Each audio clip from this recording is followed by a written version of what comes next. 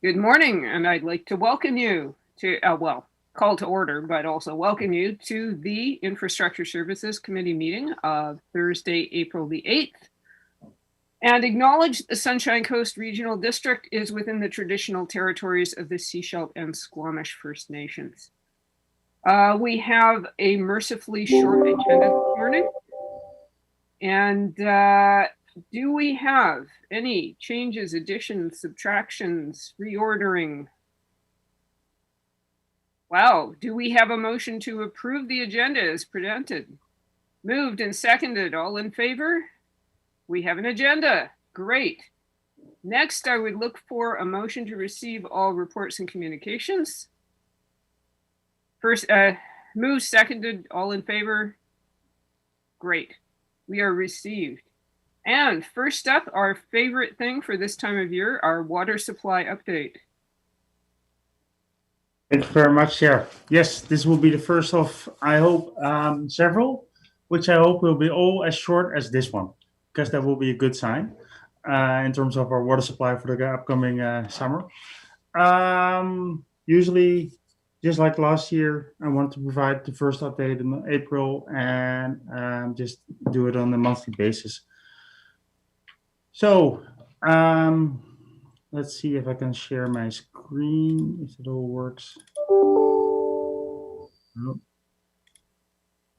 I need to have this picture. Okay. So the snowpack, where are we at with the snowpack? This is the graph for Chapman, snow between 1993 and current year. And the last column on the right is current year in terms of the blue solid column is the snow water equivalent. So that's the actual amount of water that's contained in the snow. And the other bar is the snow depth. And the snow water equivalent is actually the most interesting one in terms of water supply, because that's actually a measure of the amount of snow that's currently there. And as you can see, it's just above average. It's in the same par as it was in 2017, 2018, but way more than it was in 2019. Last year, we have no data for April because we were not able to fly up there due to COVID. What I highlighted here is that in 2017 and 2018, we still had a stage 4, and in 2019 and 20 stage 3. So the fact that our snow levels as they are currently, while it's a good news story, does not mean that we could not get into water shortage situations later in the summer. Chapman picture is about the same, just above average, which is good news. So overall, I'm pleased with these results.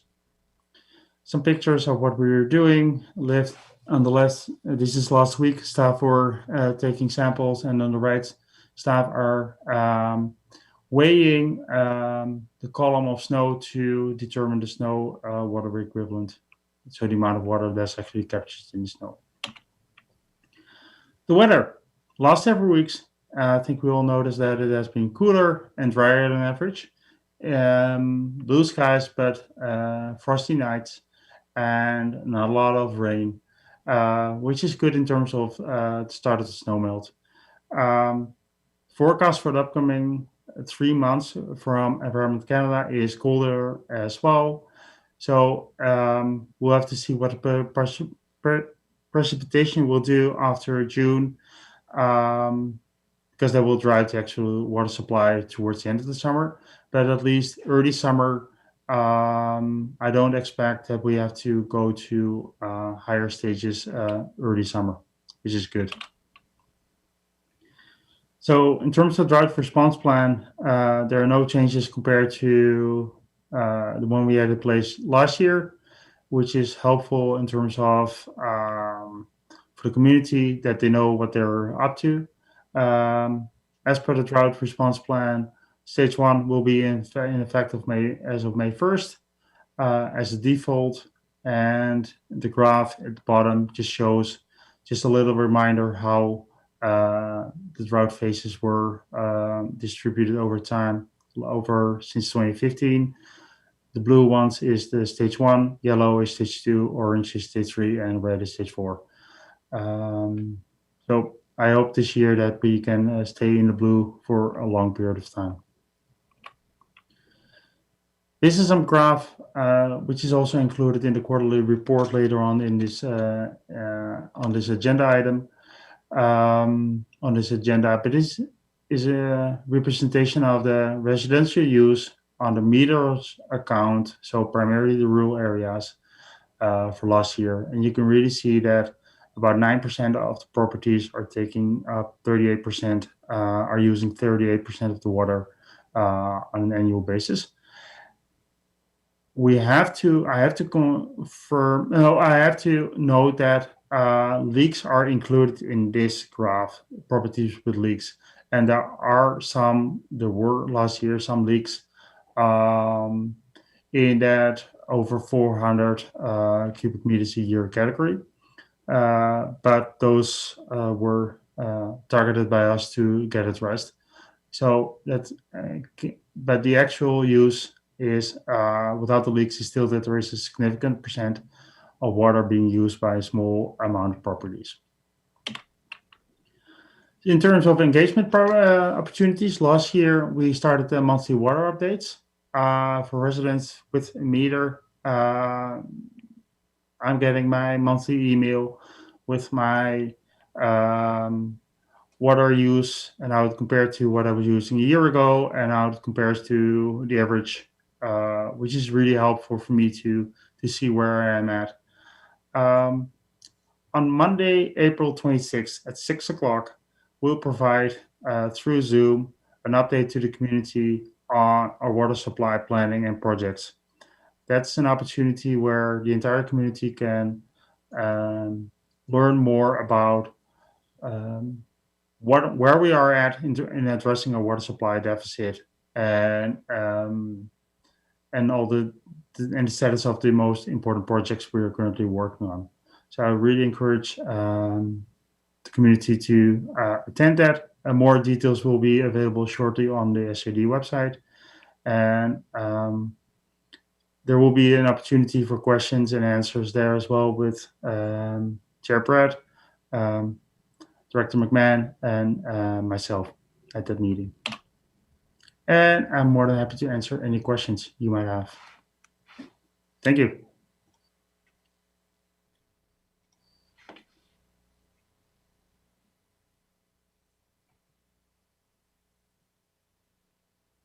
Okay, folks, and I see Director Seegers.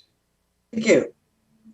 Monthly water use update email to people. Can they self-register, or do they have to send their information in and somebody has to put it into the system at this point yet?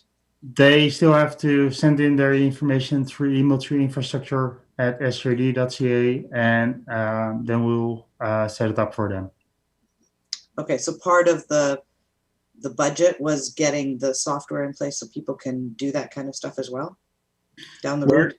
Yes, we're working to get so that people just can go online themselves and see the information themselves on their my SRD account, but we're not there yet.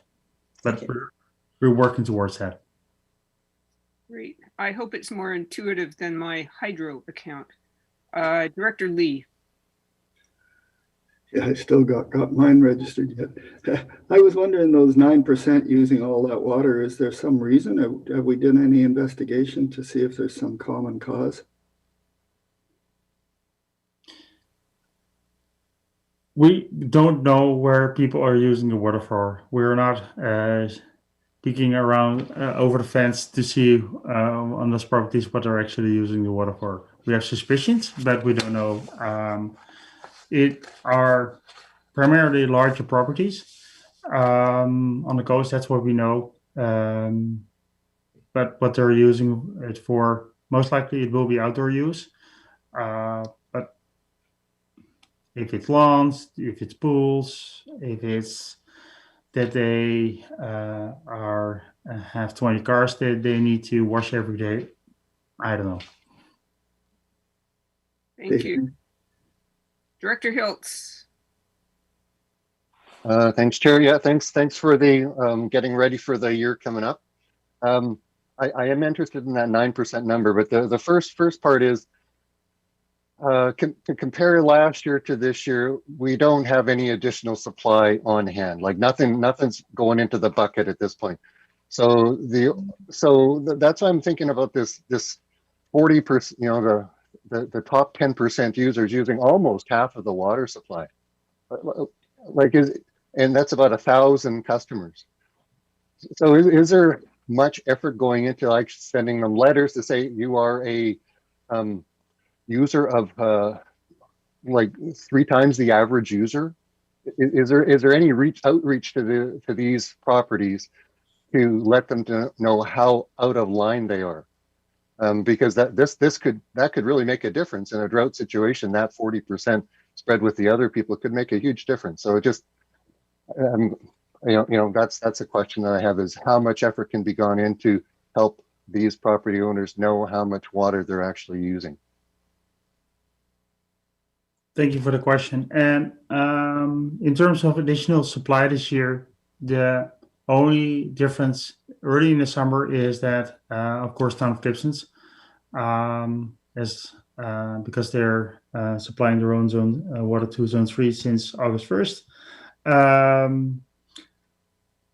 Currently, there's no significant effort. There's no dedicated effort towards the top 9%. We're not using any data there, just like we're not using the metering data currently for compliance and enforcement efforts, because there's some privacy issues there, and it's something that I can take a look at with my staff to see what we can do in terms of just making them aware of the fact that they are within the top tier, just raising awareness and see where that results in. Yeah, thank you. Yeah, I was just doing a little mental math, and that 9% are using something like 6 times the amount that the whole upper town of Gibson's did. Is that correct? So that's a lot of water. Director Ties. Yeah, I thought we would tackle the subject later on when that graph shows up again, but I guess we're talking about it now.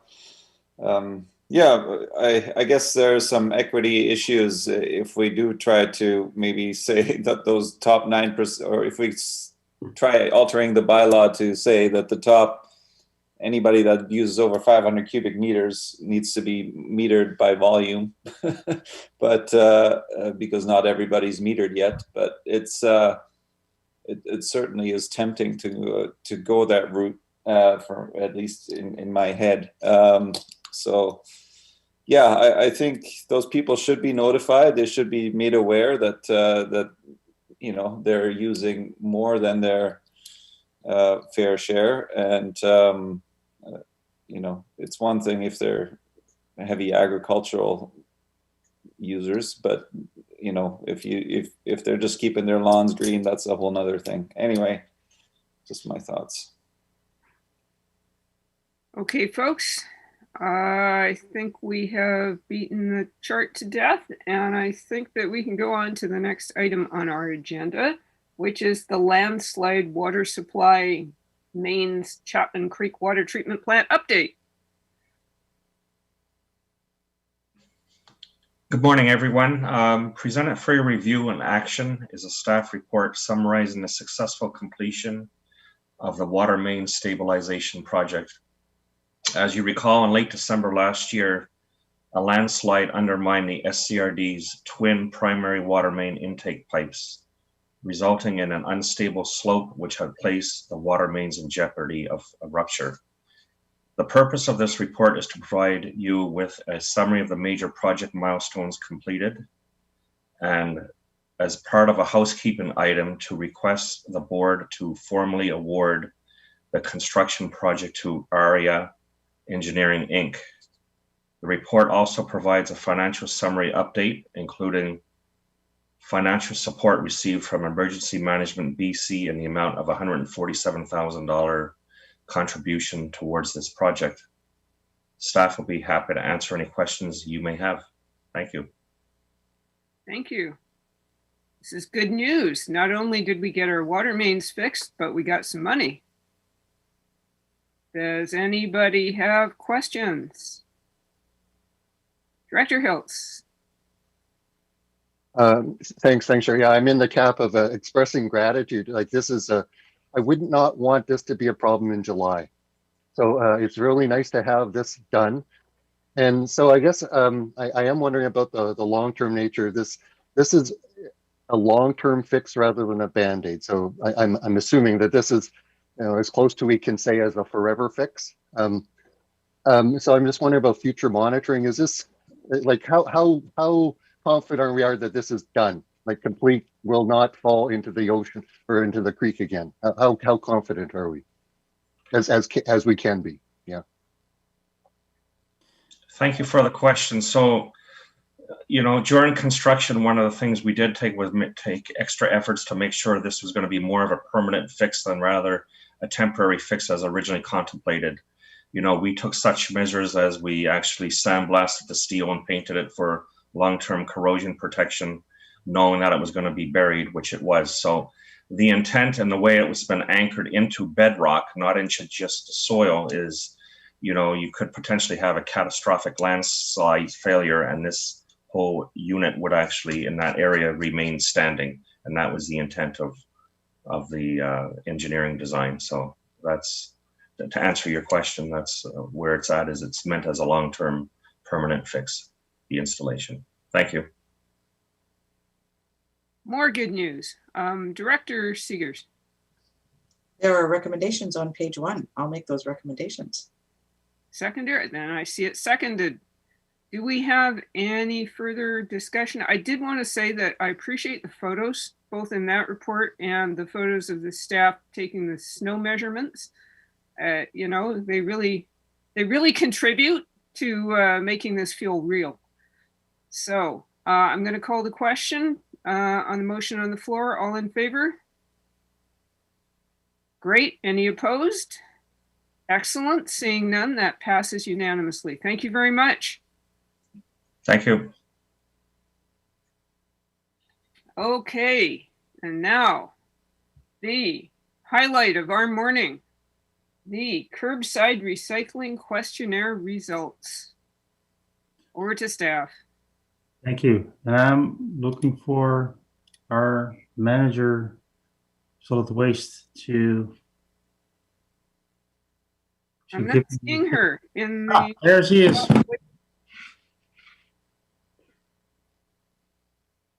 Yeah, there she is. Robin, over to you for the introduction. Okay, thank you very much. Thank you, Chair McMahon. The SCRD's solid waste management plan outlines a 65% to 69% diversion target, noting that the 69% target was based on implementation of curbside recycling in all 4 of SCRD's electoral areas that currently receive garbage and green bin collection. This is despite the plan identifying curbside recycling as a pilot first. The SCRD's 2014 waste composition study identified that despite having depot recycling, residential curbside garbage contained on average 25% recyclable items such as paper, plastic and metal containers, which could be collected curbside. The current level of service is to deliver recycling to a depot. The objective of curbside recycling is to provide a convenient option for those with mobility issues, for those without vehicles, and for those who are not currently recycling. Curbside recycling should result in some increase to diversion from garbage. Board direction was to issue a questionnaire asking residents in Half Moon Bay, Roberts Creek, Elphinstone, and West House Sound if they were interested in receiving and paying for curbside recycling collection services. The service would be every other week, manual collection, and would cost an estimated $30 to $34 per household per year, which includes the anticipated per household revenue from Recycle BC. Curbside recycling can collect paper, which includes cardboard, and containers, metal and plastic, whereas glass, foam, film plastic, and other flexible plastic are depot-only materials. This is as prescribed by Recycle BC. Depots would continue to accept the full range of materials, regardless if those materials can be collected curbside. But the tonnages of those materials would be reduced at the depots and instead would be collected curbside. The questionnaire opened on January 18th, 2021 and closed on February 26th. Over 1,700 completed questionnaires were received. Staff prepared an engagement summary report that includes detailed overall summary and summaries by electoral area. And that report is posted online. The staff report in front of you provides a high-level summary of the questionnaire results. Overall, the results indicated a 72% interest in receiving curbside collection services and 28% not interested in receiving the services. So the purpose of the report is to help inform the board's decision regarding whether or not to implement curbside recycling services for some or all of the electoral areas B, D, E, and F. Should board direction be to implement a service, staff would provide a follow-up report to refine the service delivery model, including two-stream versus single-stream, and the options for blue bins, including those with lids, as well as provide an updated timeline that incorporates the Recycle BC program plan approvals. Thank you, and staff are happy to answer any questions the committee may have. Thank you. And I'm going to jump in with a question right off, which is, when do we get it confirmed whether or not we will receive the Recycle BC subsidy for areas E and F?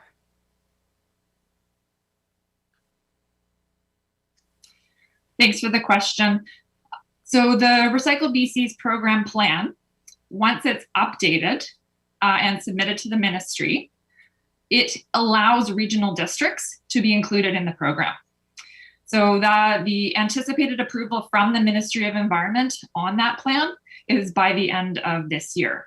So the ministry has recognized that gap, that previously only municipalities could participate. So by default, once that plan is approved, the SCRD's electoral areas E and F already meet the eligibility criteria in that updated plan. So maybe to clarify, the plan from Recycle BC is already prepared, but due to COVID has not been, the ministry has allowed it to be submitted at a later date. So we already know what's in it, and the ministry already confirmed informally that regional districts, that they will improve at least the regional districts to be included in the plan. So it's more a matter of awaiting the formal decision towards the end of the year. Right. Okay. Thank you very much. Director Ties. Yeah, I'm just looking at the timelines, and even option one, it looks like it would take a year and a half to implement this. It just blows my mind every time, and I'm just wondering if there's no way, you know, I would think that Q3 2021 would be reasonable, but I guess it needs to go through next year's budget. But it's, yeah, it just blows my mind. Is there any way to speed this up?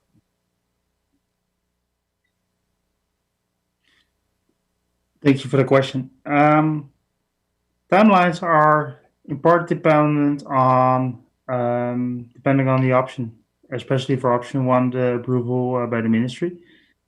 The other options, regardless, it is the bylaw will need to be updated. Procurement process, it actually blows my mind. It always takes longer than I would hope it would be for actually to get to, not only to get to the contract award by the board, but actually to get the contract in place and for a contract to actually start, be able to start a service.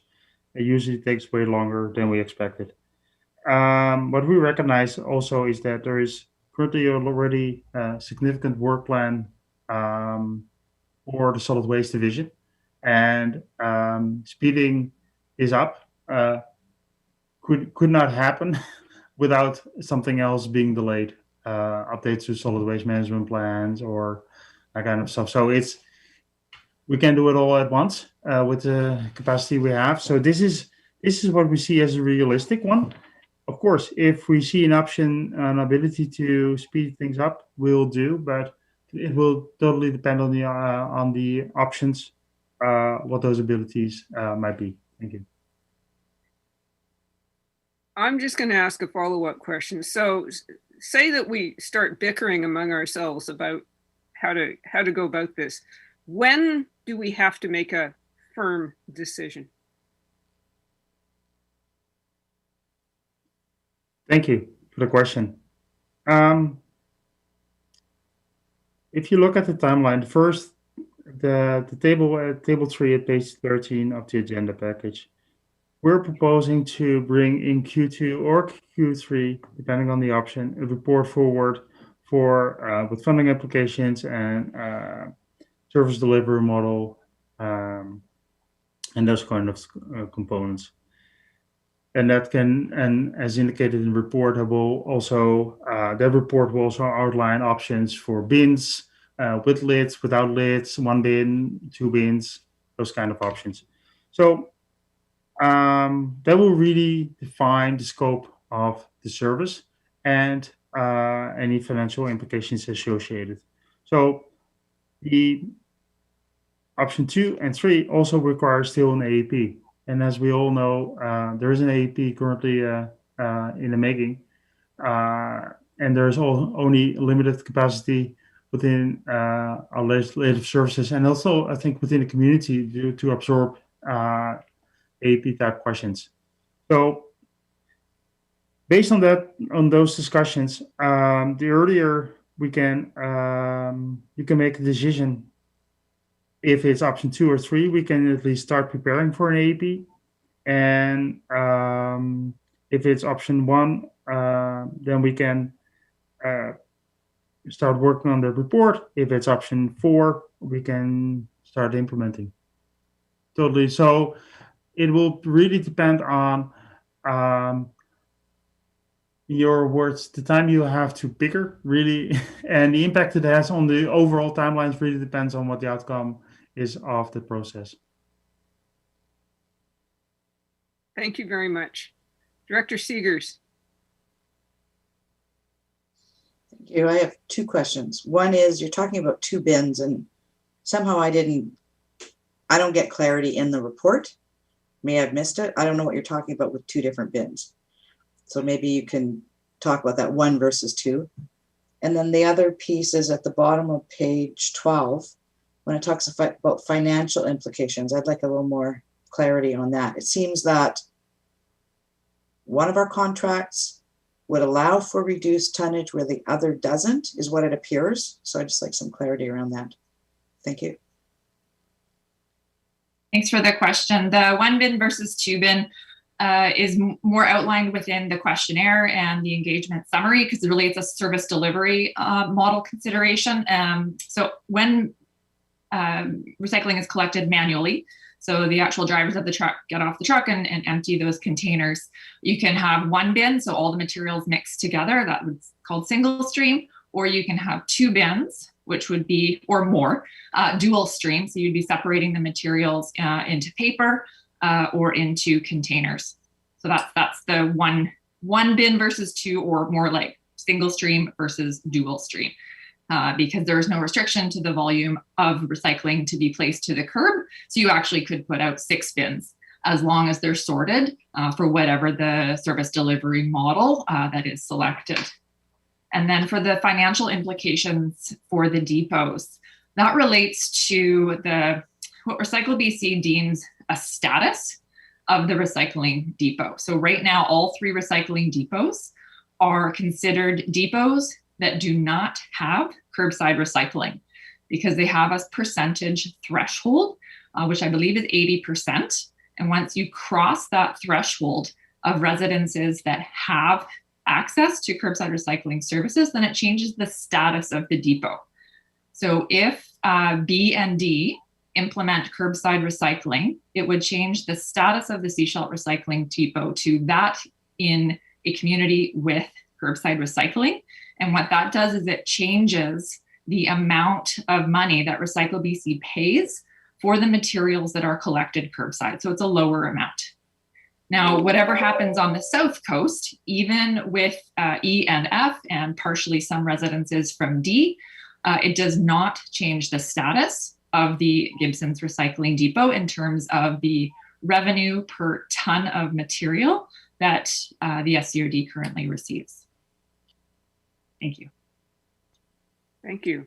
And that would be because the town of Gibson's doesn't have curbside pickup. Talking of which, Director Beamish.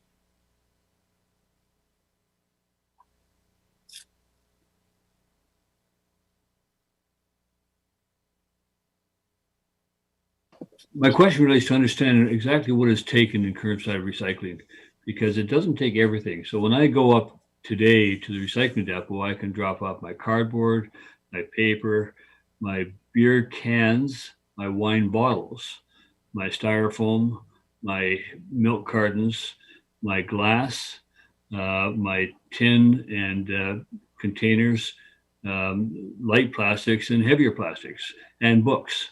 Now, how much of that, and electronics and batteries, how much of that will be taken by curbside? Thanks for the question. You've actually touched on a number of different programs. Yeah. So electronics are depot only. It's a different separate program. Books are collected as a separate program between the SCRD and the Gibson's Recycling Depot. Any refundables are also a separate program that is depot only, typically so that folks can get their refund back. So the program that the SCRD has with the depots relates to the Provincial Recycling Program, which is for packaging and paper products, commonly known sort of in the industry as PPP. You might hear that sort of that terminology. So all of the full scope of materials are collected at depots. Recycle BC has identified that certain materials can be collected at the curb. So that would be paper, so meaning all paper types of products. So whether that is a cracker box, a cereal box, a cardboard, tissue box, office paper, that can be collected curbside. And then containers. So broad term, meaning any of the plastic containers, metal containers, aerosol cans, new items that were added, such as like an ice cream container that's lined or something along those lines. Those are all collected or can be collected curbside. So the materials that are depot only are the glass, the foam or polystyrene, styrofoam, as well as the soft plastics that people know as kind of like overwrap, as well as the new category that was added a couple of years ago, the other flexible plastic. So that's kind of like your crinkly type plastic, chip bags, the mesh bags for avocados, etc. Okay, thank you. So, I mean, I asked this question because I suspect that if it does get curbside elsewhere, that some in Gibson's will ask it too, but we still have to go to the depot, is what I'm hearing, is that regardless of what we put on the curb, the balance, we still have to get in our car and deliver to the depot. Thank you. I think I'm just going to ask a follow-up question. Is this the same as what is currently collected in the single stream system in Seashell? Oh, I can answer that. Yes. Yeah, It's the same material. It's the same materials throughout the province of BC.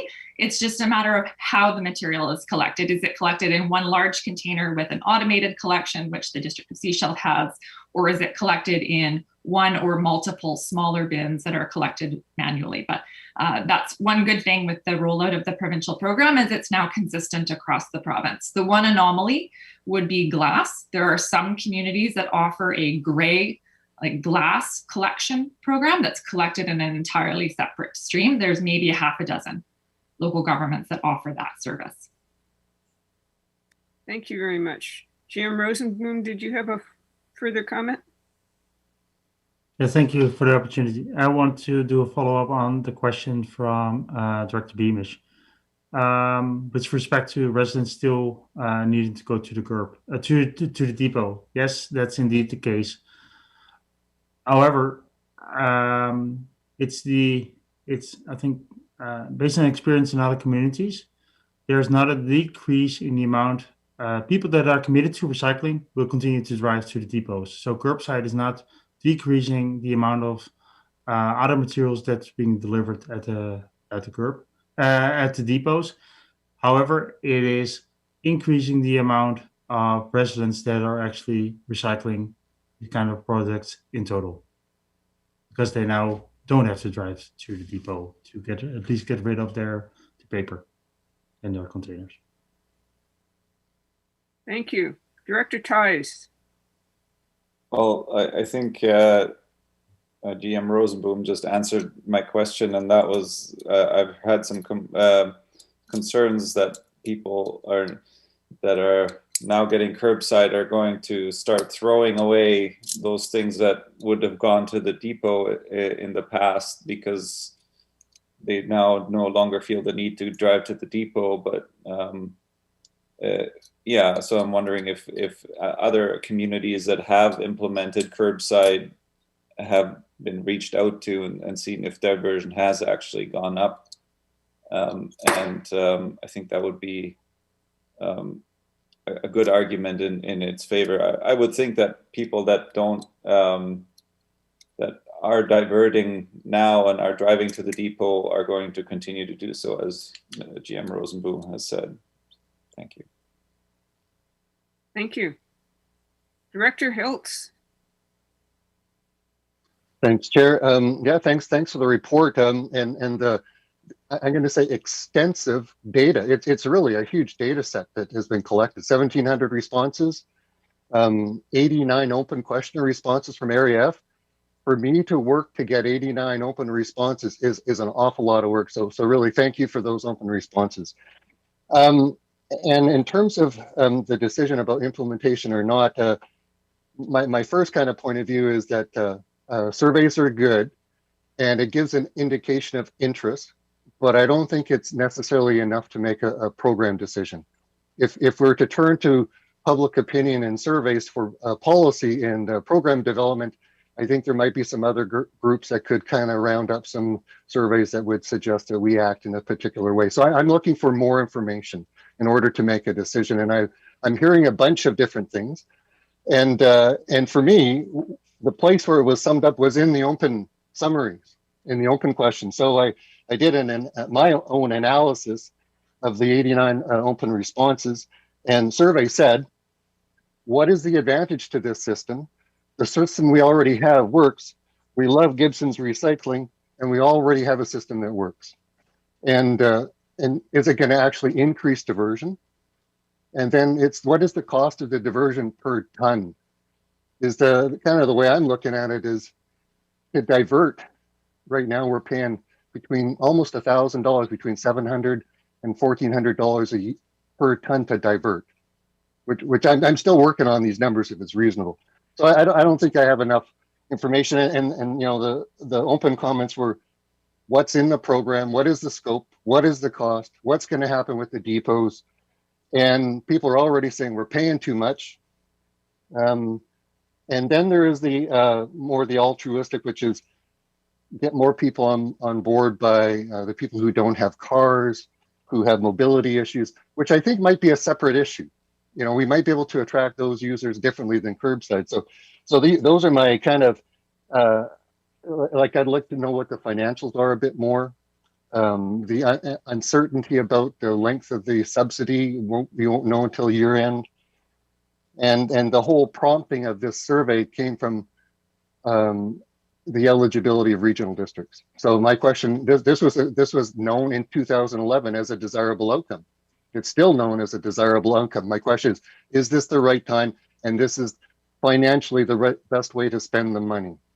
So I'll leave it there. Those are my kind of comments. So I'm really concerned about the implementation side of this and more data rather than just I hate to say it's an opinion survey, a poll survey, because it's not statistically significant to make a program service level change.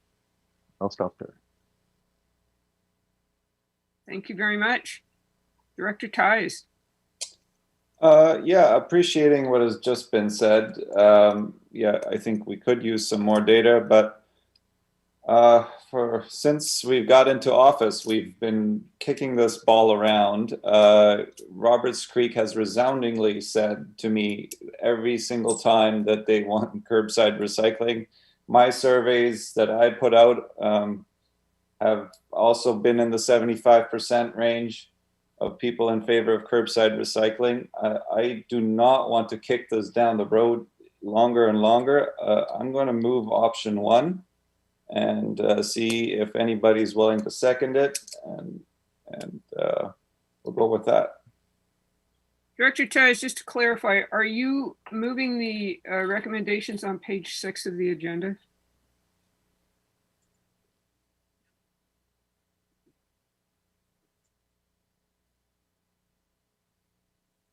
Yes. Yeah, I guess that would be option 1. Yep, I'll go with page 6 of the agenda.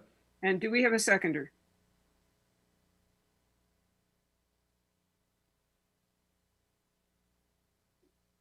I'm going to second that just to get it on the floor for discussion. I don't know if I can do that or not, but I just did. So there. Director Seegers? Thank you. With regards to two-stream versus single stream, do we know if whoever's collecting this actually has the ability to manage that with the pickup? So the trucks would have to be separated, and the facility that they're taking the product to would also have to do that. So, I mean, if we're looking at two-stream versus single stream, do we know that that end is taken care of? If not, then I don't see any point in actually looking at the two.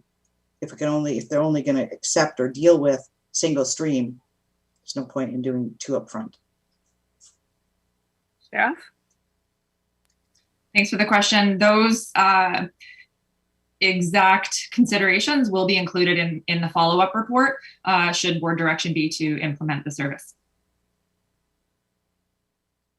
Thank you, Director Lee. Sorry, my dog's barking at something, so I might have to go mute, but she seems to have stopped.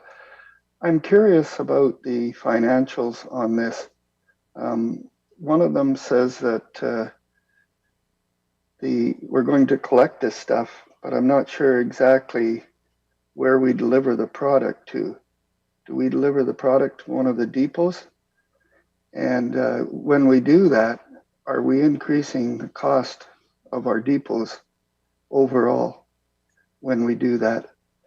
And the other part is that it sounds like we're going to have to subsidize Gibson's recycling additionally because of the loss of subsidies by going to curbside pickup. And so who would be paying that extra cost at those recycling depots, and what are they? I don't see the full impact financially on the whole system here. Thank you. Staff?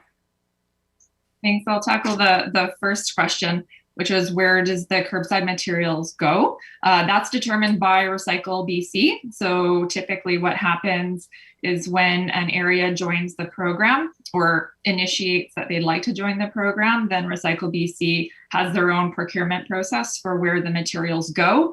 And then Recycle BC sets up a contract with whoever that service provider is so that they're paid to receive those materials. So where that would be, would be between Recycle BC. Right now, the Gibson's Recycling Depot is the receiving facility for the District of Seashelt's and SIGD's curbside materials. And a follow-up question on that one is that we don't subsidize that, then it's paid for entirely by the province? Thanks. To clarify, if you're referring to the receiving facility or those transportation costs, so on and so forth, that's all borne by the Recycle BC program. So our funding needs to fund the collection of the material. All the remaining costs are funded by the provincial program. Thank you.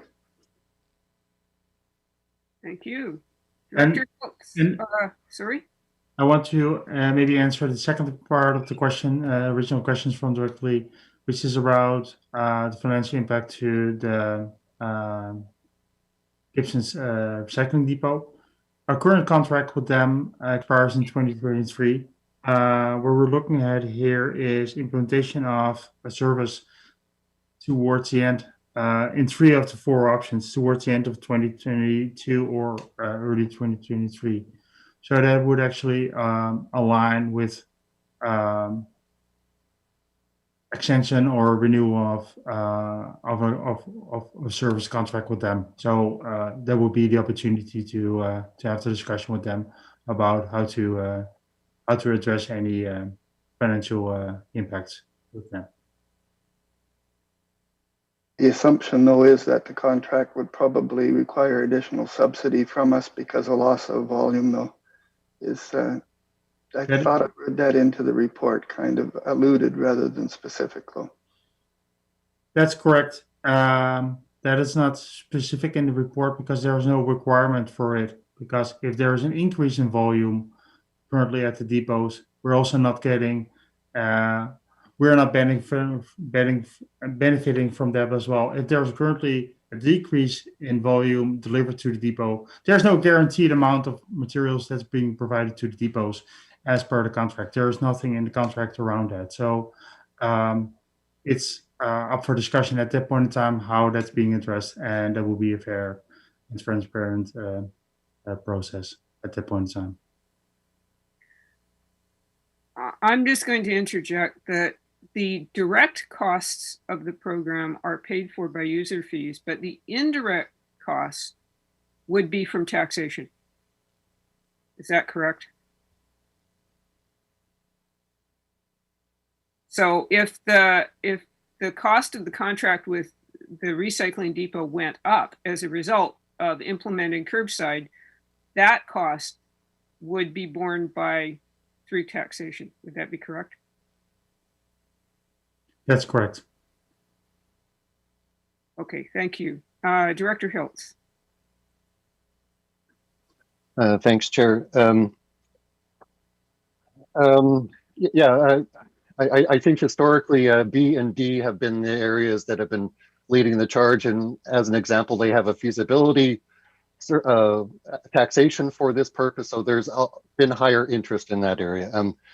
I do wonder what the ultimate increase in diversion would be, and I refer to the solid waste management plan in terms of curbside recycling, and it does talk about our neighbors Gibsons and the significant impact that it has to the town of Gibsons. And so I guess that's part of it. Has the town of Gibson's been engaged in terms of this discussion? I know it is an electoral area discussion, but we have good relationships with the town of Gibson's. We're the fringe area.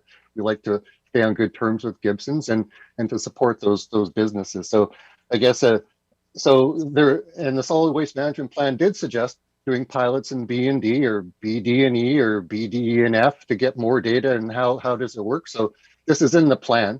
So I guess, is there a particular reason staff would not suggest doing a pilot of some sort? They're pretty common throughout the province. All kinds of places do pilots. Powell River is doing a pilot on recycling up there. So, and there is feasibility money there. I guess there's still like 40 grand sitting there. So there is some resources to do that. Is there a particular reason not to do a pilot to see, and maybe it is going to be a split B and D and South goes one way, right? So has the town of Gibson's been consulted? Is a pilot essentially useful, or could staff suggest, is there money there that could be used for that pilot in the feasibility? So I guess those are kind of questions in terms of whether I would vote in terms of implementing this. Thank you. Thanks for the question. I can speak to the pilot component in that should the SCRD wish to do a pilot, then the collection costs, the transportation costs, and the processing costs would all need to be funded by the SCRD. So Recycle BC does not fund pilots. So the provincial program is to implement. It does not support pilots because curbside recycling in some locations has been around the province since the 90s. So we would be on our own for funding all of those components as well as processing those materials outside of the provincial program. That said, it can be done. It just would be costly. I'm not certain if the feasibility money that was collected could be used for a pilot. I was going to leave that component to either Remco or to Tina. It looks like Remco has a response to that. Thanks. Yeah, the money, thanks. The feasibility study money can cannot be used for a pilot. Thank you. Director Pratt. Thanks. So I'm cognizant that we do have a motion on the floor. So, but I do have some concerns about implementing or going forward right now. I know we have been kicking this around for a long time. It is part of our solid waste management plan. But I'm in reading through the comments with the open-ended questions, which I really appreciated having that on the questionnaire because it gives a bit more of a view of where people's opinions are. And I think there's, we're missing a bit on the cost structure. I don't know if we've completely communicated that properly to the public because if we do have to subsidize and going through taxation, through the curbside collection, then I think that needs to be more clearly communicated. The communication for any of this implementation is going to be really key. There were lots of questions on, why the other items can't be in the bins, and that's very obviously it's a Recycle BC thing. It's so it's all in the processing. Personally, I'm a bit I am conflicted because it's adding on another level of service onto into our rural areas. And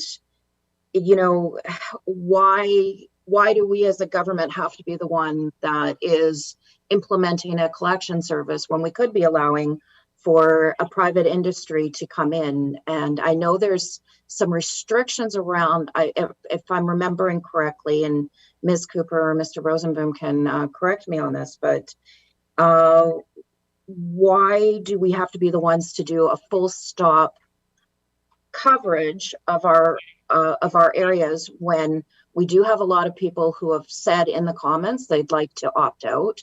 If we implement as a government, then there's no opt out really. There's not really an opt out option. But if we were to allow private industry to come in and do some collection and take it to the depot with individuals, like for example, what happens with garbage up in Pender Harbor is there's an individual contractor that picks up garbage or a private contractor that picks up garbage. They don't have an agreement with the SCRD other than with the collection when they're dropping off. I'm wondering why we can't do that, something like that with curbside. Are there any options for that? Have we looked at that in the past? Over to staff. Yeah, great question. If a private contractor were to collect curbside recycling materials, again, they would be on their own for the transportation and the processing, and they would be having to market those materials on their own outside of the provincial collection or the provincial network. They also cannot deliver those materials to the depots because the depots are residential self-haul only as defined by Recycle BC. So could it happen? Yes. Like right now, any private sector company could be collecting it from a residence, and then they would need to haul it into Vancouver and find a processor entirely outside of the system. Okay, thank you. Yeah. Director Beamish. Sorry, I didn't know I was next. Yeah, I guess that the only thing I would like, and it's one of when you're working the finances out on this, if the Down to Gibson's is not a party to the process, and I'd expect that any additional cost through taxation will be borne by the users' areas and not charged to the Town of Gibson's as well relative to garbage. So. Thank you. Director Ties. Yeah, I'm just wondering, I hear the request for a pilot project. I'm questioning whether that's necessary. I'm sure we're not the only jurisdiction in all of British Columbia who has gone through exactly the same process. So I'm wondering if staff can just reach out and get some some diversion figures in the next report, which would be forthcoming even if we moved option one, if I'm not mistaken. So I'm wondering if or my question to staff, I guess, is if we move the recommendations as listed on page 6, could a lot of the concerns that have been voiced today be addressed in that forthcoming report that would be, I guess, coming in a few months with the feasibility and on all that, including increased costs to the depot that might have to be borne by taxpayers. Yes, staff would endeavor to include, all of the sort of points of discussion I've been making for some pretty detailed notes here. So yeah, staff would endeavor to, address all of those questions in that forthcoming report. Thank you. Director Lee.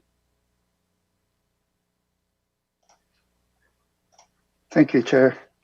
There is private collection for recycling in Pender right now. And I think the cost is pretty close to what you're talking about for overall. And it works pretty well. And it's a 1-bin system. And the sorting is done in a big warehouse he has here.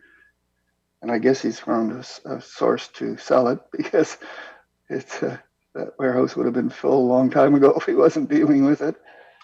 And there's an additional question I had, though.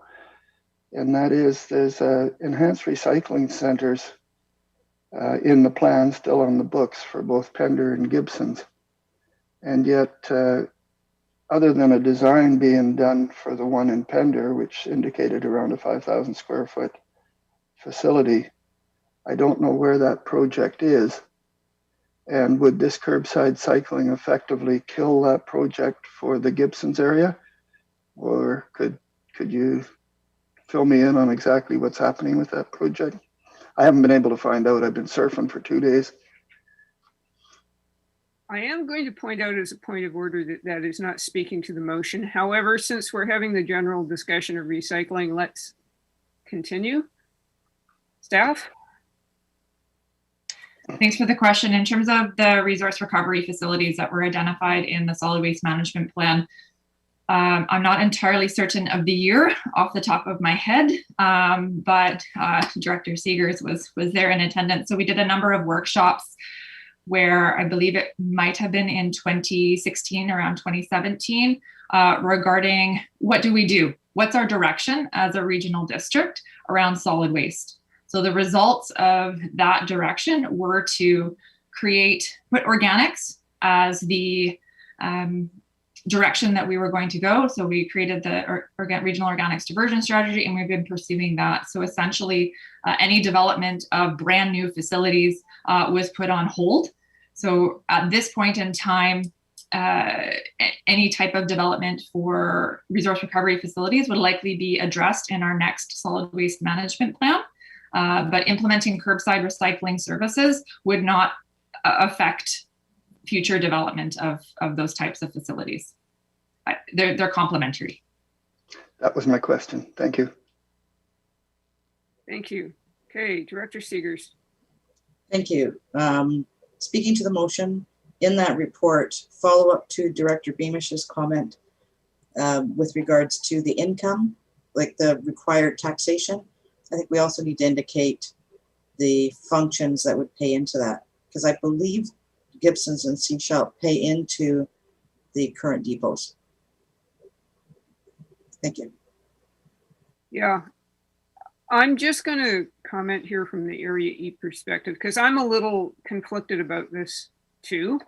I'm honestly kind of surprised at the level of support there was in the survey for curbside recycling pickup.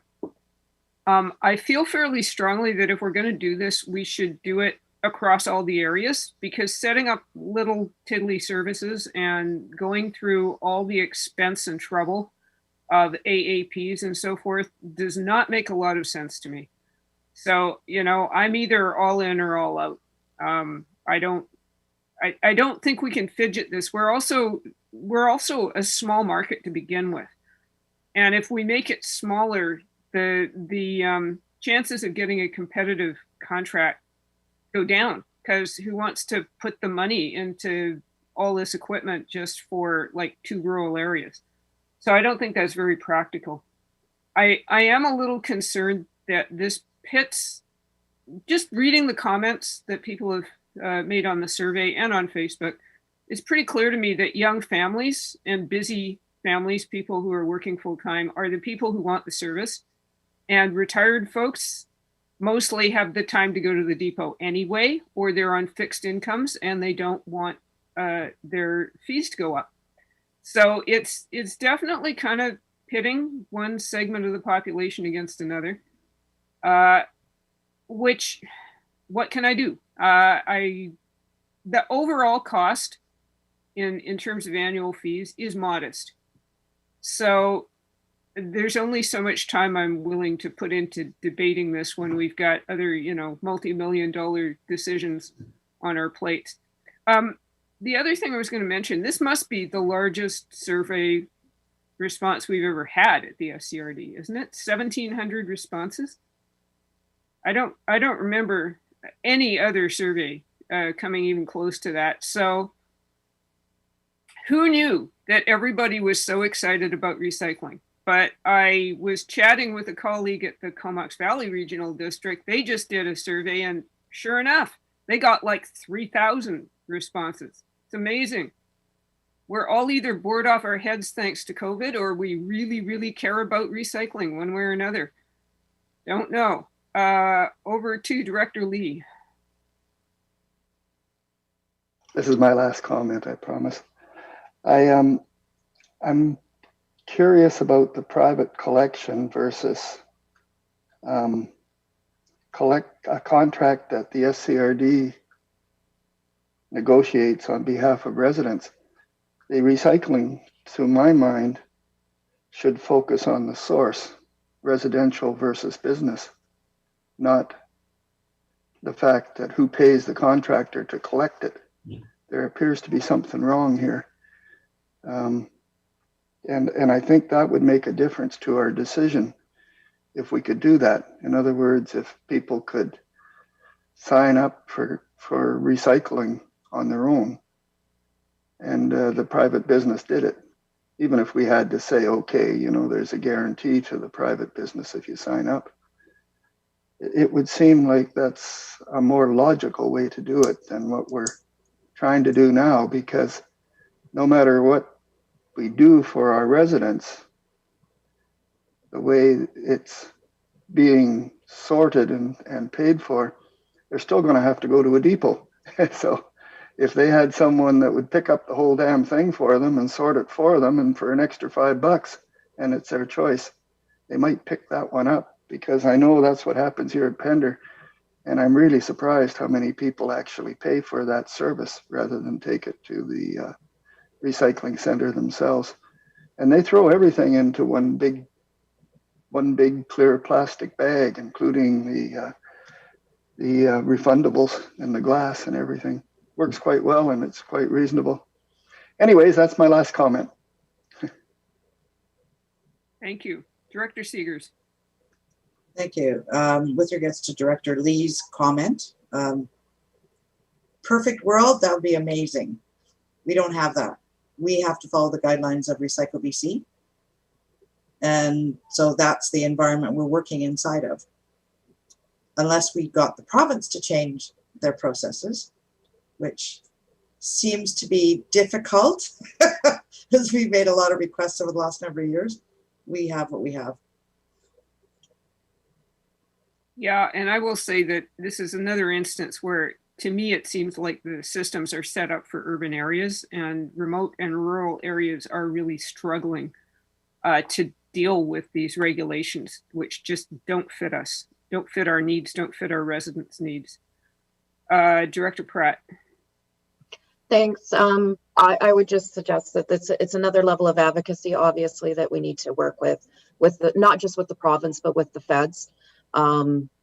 Because I mean, the whole we haven't even gotten into the reduction conversation too much, but there's so much of that waste. And I mean, we have sent the advocacy letters in the past, but I think that's the other thing that we have to think about. But I know I'd be happy to vote on the question that we have on the table right now.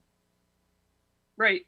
And talking to the question on the table, so the recommendations are that we receive the report, which we've already done, that we implement option 1, and that staff bring forward a future report. And so I'm going to call the question. All in favor of the motion on the floor? Okay, 2 in favor, all opposed? 1, uh-oh. Well, if I don't vote, then it's a negative vote and it's a tie. So that means the vote is defeated, I believe. No, it doesn't. Over to our corporate officer who's come to save the day. Thank you.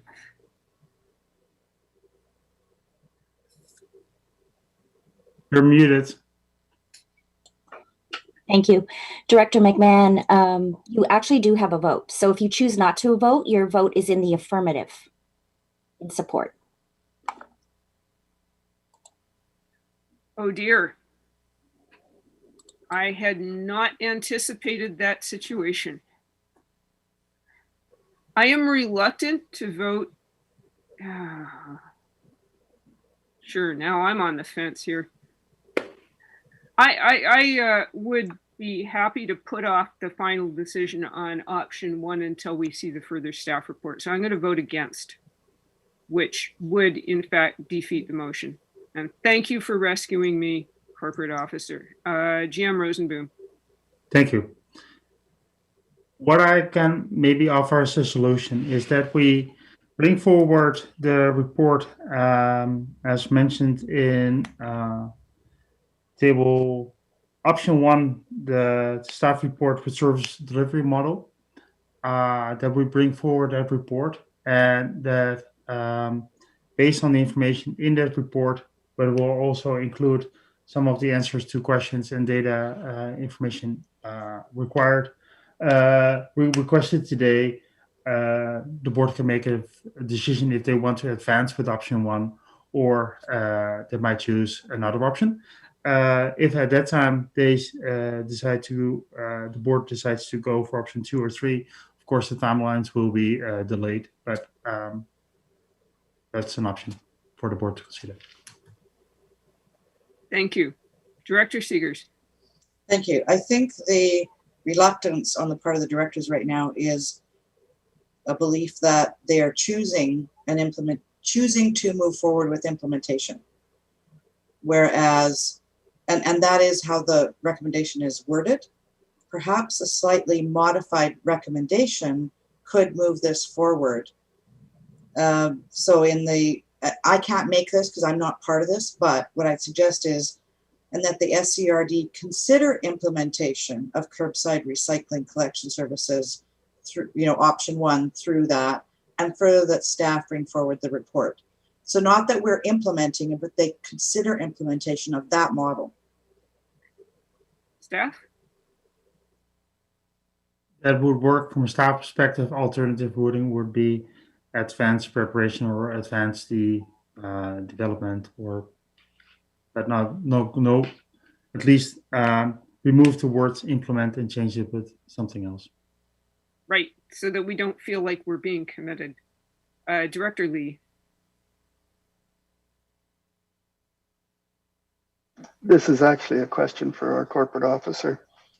We all pay for recycling centers, and this initiative is going to increase the cost at the recycling centers, which we pay through taxation. I believe we should have all been voting on this last proposal. Corporate officer. Thank you, Chair. So according to the board procedures bylaw, voting at committee is the participants in the existing service. So the service as it's established right now is B, D, E, and F.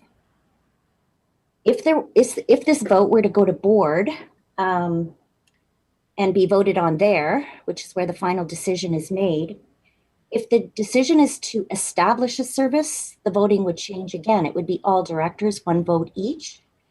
And that would be for the establishment of a new service.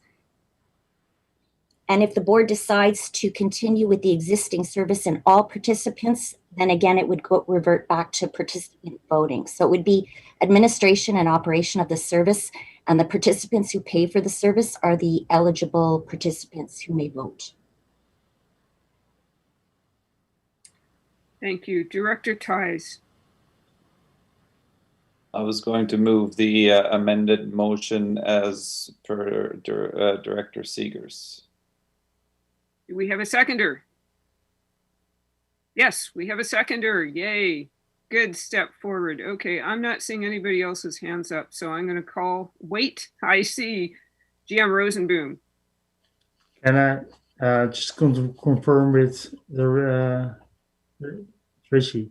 Do you have the wording? Yes, so the second clause will say, and that the SCRD consider implementation of the curbside recycling collection services for SCRD electoral areas D, E, F, option 1 through the refuse collection service 355. Good. Thank you very much. So I'm going to call the question. Director Hiltz, do you? Yeah, there was the word just to advance this, to remove that implement, just say to advance the curbside service. Would that be just, I think I'm over tinkering here, I think. But I think you're over tinkering here. I think I'm over tinkering. Yeah, I'm gonna back up. Okay. I'm backing up. All right, I'm calling the question. All in favor? Good, we got 4 votes in favor. That's a good outcome. So thank you very much. I will say that I am, when we get to voting on this, I would really like to see a unanimous vote one way or the other, because if we are in the situation of implementing a service against the objections of one of the rural directors, that it's not the best situation, and I don't look forward to it. So, Director Hiltz. Yeah, I'll agree. I think we're better all together from an economies of scale on this one. Yeah, but I would like to maybe contemplate some kind of direction to staff. It's the survey data. This 756 questions, comments from the public, is just this wealth of data that I've just never seen presented. So I know SurveyMonkey has textual analysis tools. They can do word clouds. They can. I think it's some way. I'm assuming that this was not a free survey. We had to pay a little bit extra to get all this stuff. I'm guessing. So is there room for staff to kind of dig into this textual, the open questions, to kind of mine that wealth of what the public is, I'm going to call it our brain trust of what the public is saying. Like, it's just overwhelming. Like, this is nearly 800 people. That's like almost 45% of the people who responded put in a comment, and that's amazing. I still am stunned by that. So is there something that will, is this within staff's capability to analyze this? Would we need to direct staff to do this, to put a little bit of extra effort into that analysis of those open questions? So it's a question for staff. Can they do this on their own? Do we need to specify? Over to staff. Thanks for the question. I'm not entirely clear what type of data you're looking to have mined. So the only data that we collected in terms of the comments, we can link it back to their responses. So if they said yes or they said no, that's the limitation of the data. Sure. Just going through the SurveyMonkey type of stuff, this the textual analysis is in terms of analyzing open questions. You analyze the data, you look for themes between the areas. The linking back to the other questions, I'm not so interested in. I'm interested in the people's opinions of what they actually put a little bit of extra effort to actually type into it, which is more than clicking on a box. There's more thought there. So that's where word clouds are one of the things. Statistical analysis. So what are the themes in those 756 responses? And because mine was, what's the advantage? it's too much money, there's trip chaining, like there must be themes that have evolved out of this nearly 800 comments. So that's what I'm interested in. Can staff do that? Yeah, I haven't seen it done before. Thanks for the question. A high level themes was actually included in the engagement report that's online. So staff reviewed and read all of the comments that were associated with the questionnaire and pulled out those themes and summarized that in the sort of the front portion of that engagement report. I would say that one of the themes is that people never read the instructions, but that's a common theme. That in retrospect, I'm a little sorry that we didn't collect some demographic information just to see who is in favor a little more in depth, but whatever, that's hindsight. If we have exhausted the topic of recycling, we could move on to the next agenda item, which is the Infrastructure Department's Q1 report. Staff, would you like to introduce your Q1 report? Thank you for the opportunity, Director. Chair. This report provides an overview of accomplishment progress on significant projects the department has been undertaking over the last 3 months. And what we did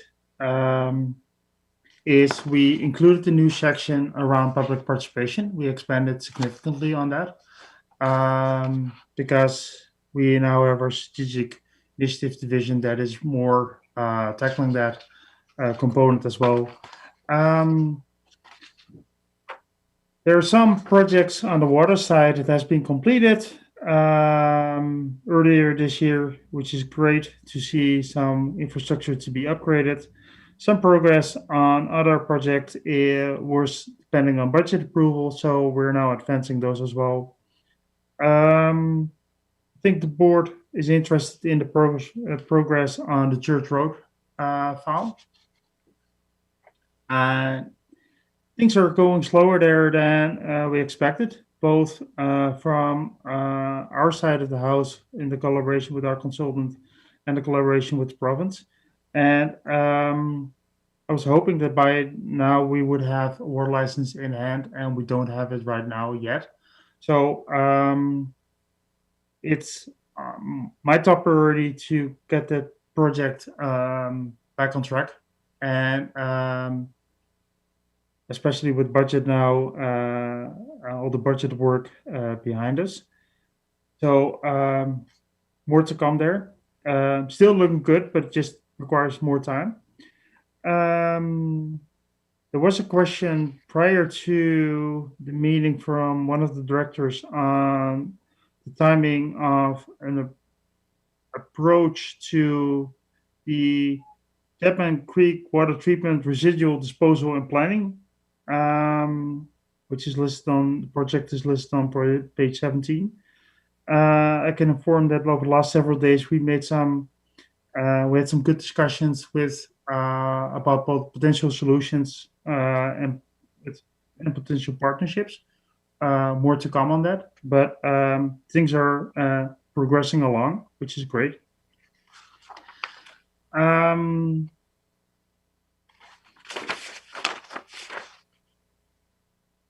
The transit data presented on page 24 and 25 really depicts that in the early first 2 months of the year, the March data are not in yet. Ridership has been lower than they were in the fall last year. And we're not sure yet. We don't have a clear indication on what caused it to be.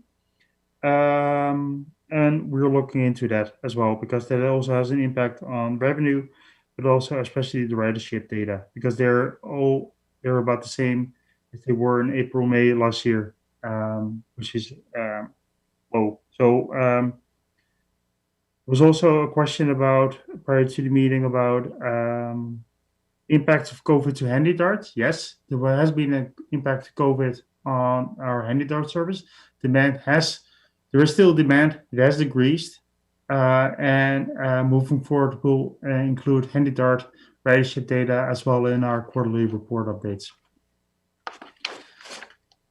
And otherwise, staff are more than happy to answer any questions you might have. Thank you very much. Director Tice. Yes, one of your great employees was rudely stolen by another department. I'm wondering if he's going to be replaced, or is Mia now sort of the, has she taken over that role? Thank you for the opportunity. How it sometimes works within organizations, one person leaves and the other one moves up in the chain. So I can confirm that since last week, Jan Callahan has taken over the position as Water Sustainability Coordinator, and we're now starting to look for a new replacement for Jan. Thank you very much. Director Toth. Thank you, Chair. I always appreciate the quarterly data. It's nice to see a lot of statistics and a lot of information in one place rather than trying to dig through previous agendas.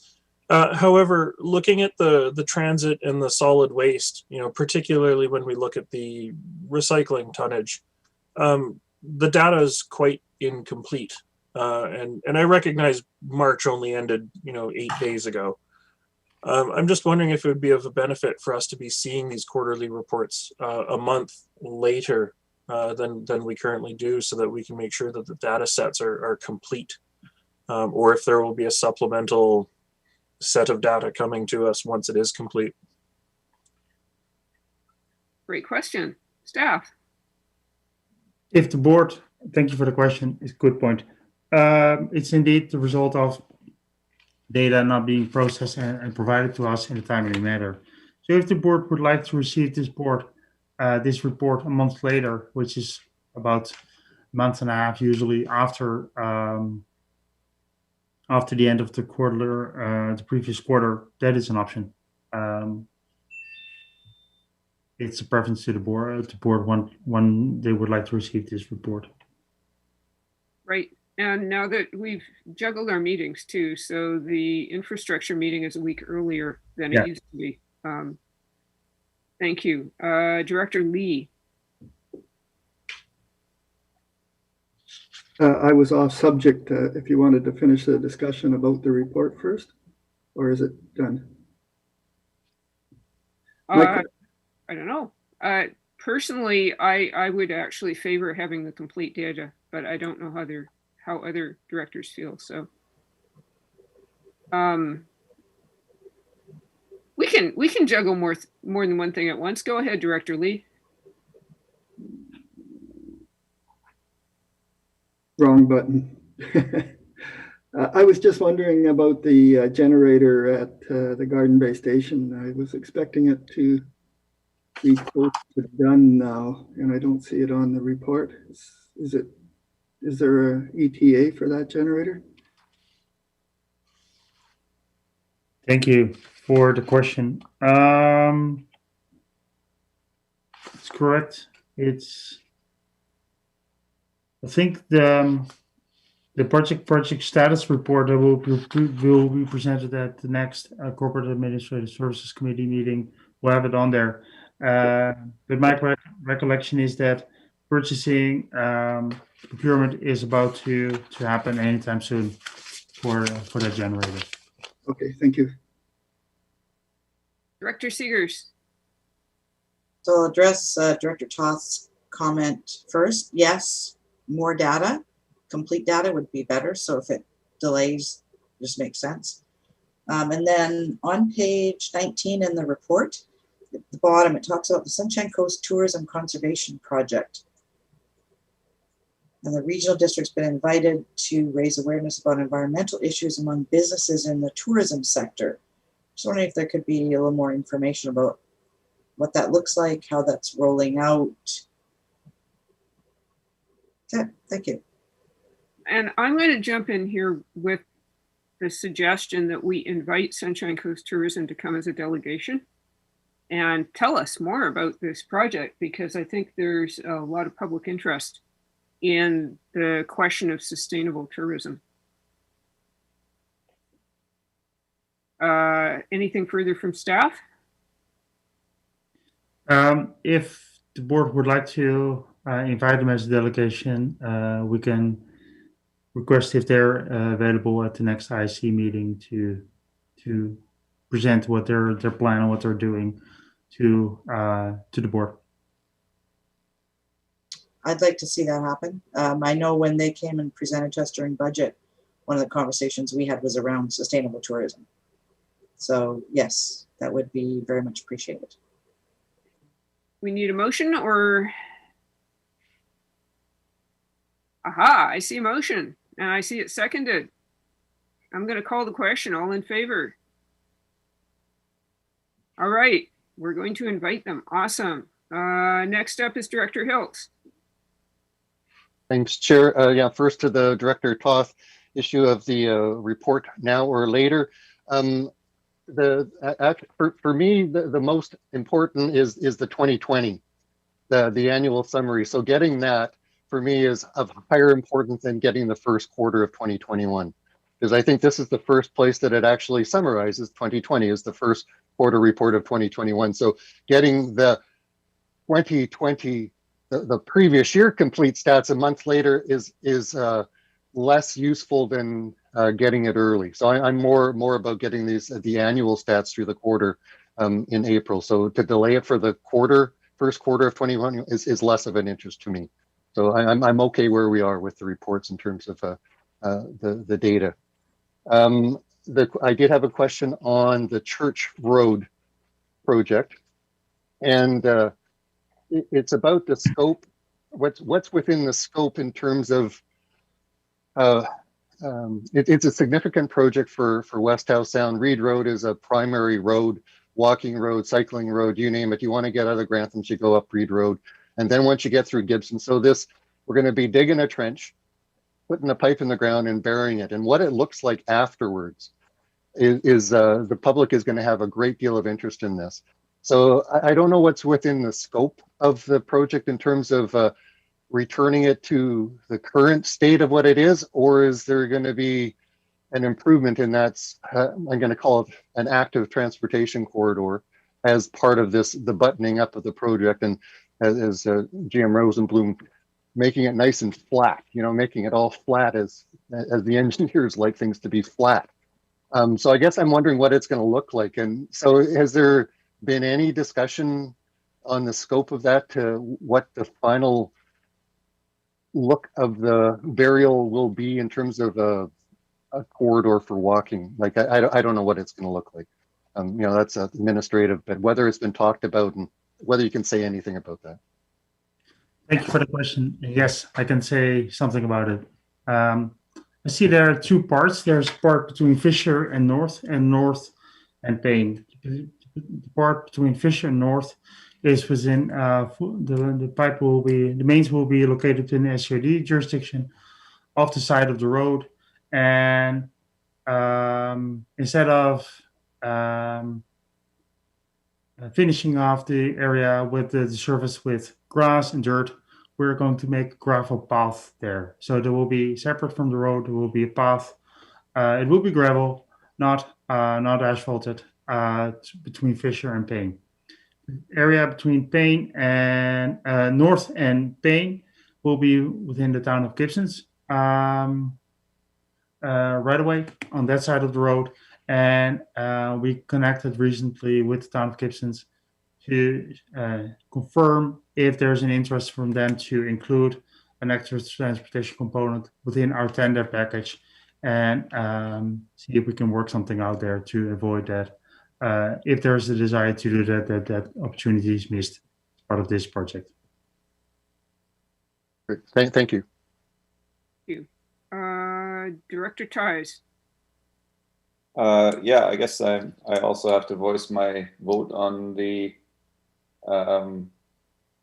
timing of the report. I'm okay with having it a month later, just because right now that data from the first quarter is fairly useless because it's not complete. And I don't think I'd do anything with the last year's data in this month between learning it now or learning it a month from now, as long as we learn it at some point. real-time data would be lovely, but we're not going to get it. So that looks like the end of our, just a minute. Okay.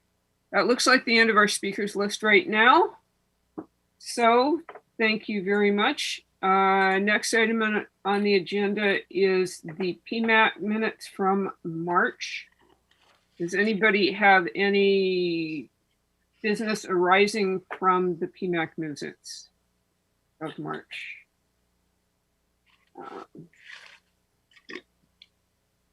Director Hilt. Yeah, just circling back, it's an assumption that PMAC will see the survey results as part of the closing the loop, just verifying that they will be receiving some kind of a report.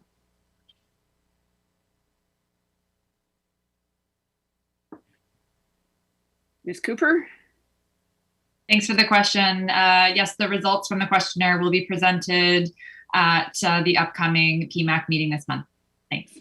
Thank you. You might point them conspicuously to the larger report too, because as was pointed out, it is quite the mine of information. So thank you. All right. We have no communications, no new business, and no in camera. Wow. And we have some patient people in the gallery, so I'm going to look for a motion to adjourn and then take any questions from the public. All right, all in favor of adjournment? Yay, we're adjourned. That was easy. Do we have any questions from the gallery? You could put your hand up or put a question in the chat or not. And I don't believe we've... Me, through text, that they had a question. Okay, awesome. Let me just allow to talk. Ooh, look at that. You should be able to talk now, guys. Remote panelist. If they unmute. Yes. I have just promoted. Oh, hi, sorry. The phone rang, so we were muted there and we missed a little bit. Okay. Hi, folks. Nice to see you. Any questions? Yeah. So when Remco was talking about the timing of that contract coming in, or of the timing of the implementation there of the curbside in late 2022, third quarter of 2022, that would leave over a year of our current contract. So we would have over a year where we would be noticing that volume loss.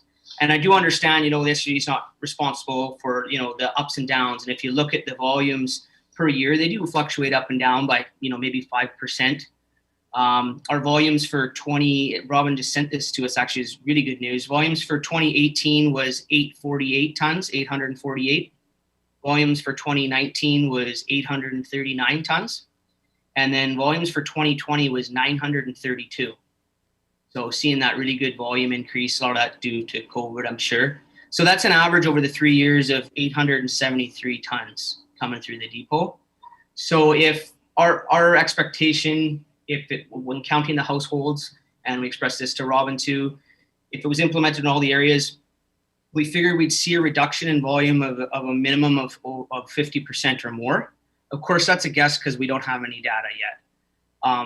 So that was kind of our guesstimation there, that we'd lose 50%. That would be pretty substantial to us because we kind of, when we bid on the contract, we were kind of assuming stuff would kind of go the same. So that would be a shocker to us. And other than that, it was just a thought. Our contract is up November 30th of 2023, and we've got a 2-year option to keep going with the SCRD if we can come to an agreement. And we can certainly plan for that loss or know maybe that we're getting the material. We don't know that. And sort it out at that time, end of contract. But I just want to make it clear that we would definitely feel it for that 1 year. And to maybe time curbside. Good. Yeah.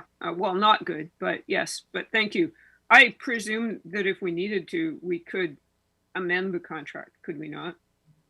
I mean, with the agreement of both parties, we could look at a contract amendment, and that might be a sensible thing to do. There was certainly a lot of, in the comments, if you read through them from the survey, a whole lot of people expressed their enthusiasm and support for the Gibson's Recycling Depot and the excellent service.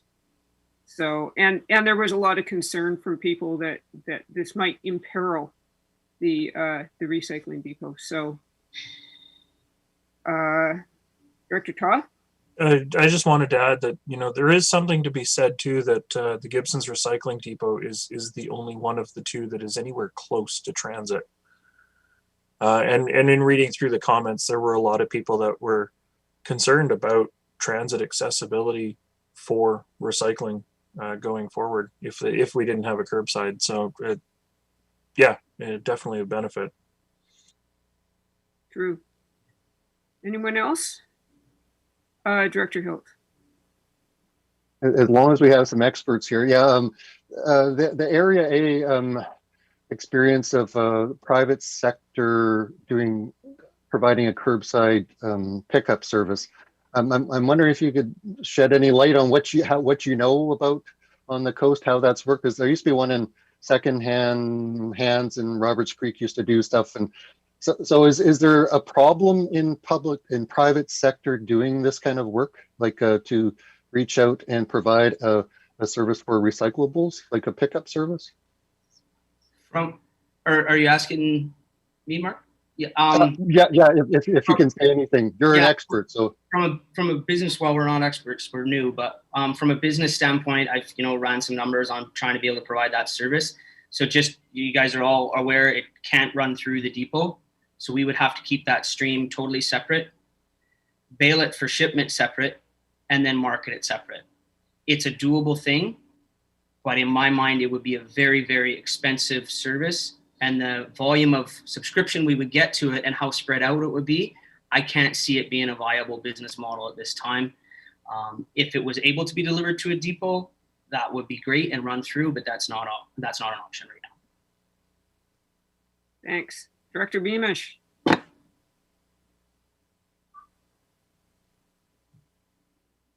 I just want to be a little bit cautious about entering into a suggestion of amending contracts when there's only a relatively short period left on a contract, because I'm sure that the depot has other contracts that they are responsible for going forward, and a negotiation of that nature would have to start pretty much now in order for them to amend their contracts.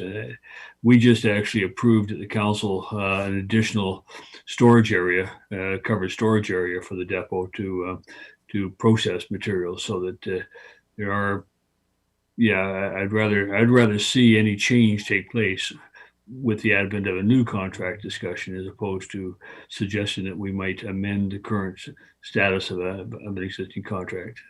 I think that could complicate things.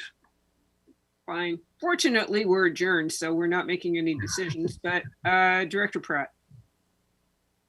Thanks.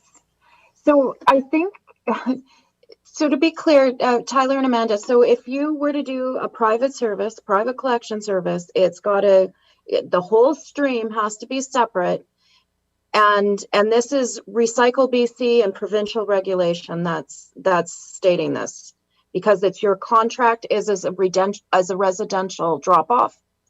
That is correct. Our depot is residential self-haul only. So even if a well-meaning person decided to try to set up a business where he was going to help those in his immediate neighborhood, and we saw him coming in here regularly with truckloads of cardboard, we would have to remind him it's residential self-haul only. You can't be bringing it in here on a profit basis. Okay, because to me, this is completely asinine and goes against reducing the waste stream, because this is, if it's all provincial, so this is something that we have to work on the provincial level, because it doesn't make sense. We need to be reducing all waste, and having any kind of having this kind of extra level of bureaucracy just seems ridiculous to me. And I think that's a larger question to take offline talk with our infrastructure staff on, but yeah, it just doesn't make sense when everything is coming essentially from the same source, but it's the delivery, it's the transportation method is different. Absolutely. Director Sears. Thank you. We ran into this with regards to paper recently, in the last year or two, when the district of Seashore actually moved to Recycle BC. We lost some of our local companies who were picking up commercial paper, right? Because it actually changed the way the business model was on the coast.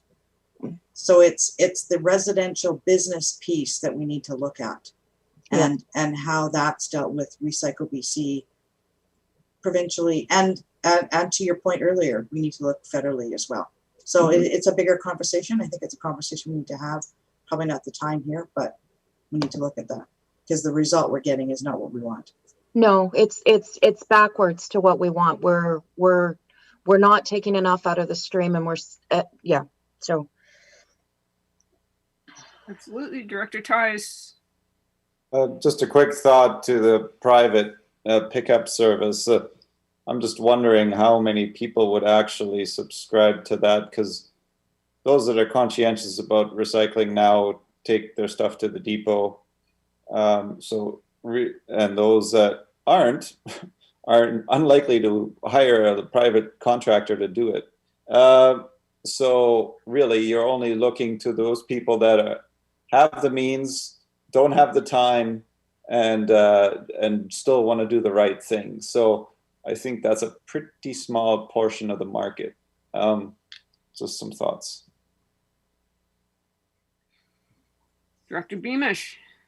Yeah, I guess that there's a certain parallel though with the green waste, because I think we're residential self-haul on green waste as well, and under our own rules, so that we need to find a solution for that as well, to allow contractors to pick up and haul to the green waste. And so we're doing the same thing, and part of it's capacity. The green waste just doesn't have the capacity to take absolutely everything, including the volumes that would come in from contractors. So I'm not sure that whether at a certain level that the Gibson's recycling depot would also have the capacity to take in an awful lot more in terms of that type of delivery. So. Okay, folks, it's been a slice, but I think we need to end the party. So thank you for coming, Tyler and Amanda. Thank you. See everybody else this afternoon. Bye.